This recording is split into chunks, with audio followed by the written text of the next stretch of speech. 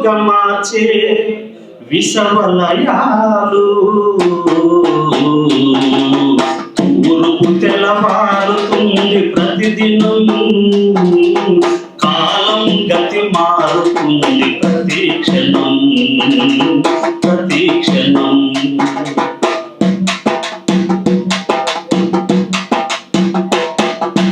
ఎవరి ఇంట వారు ఉంటే దోషము లేదు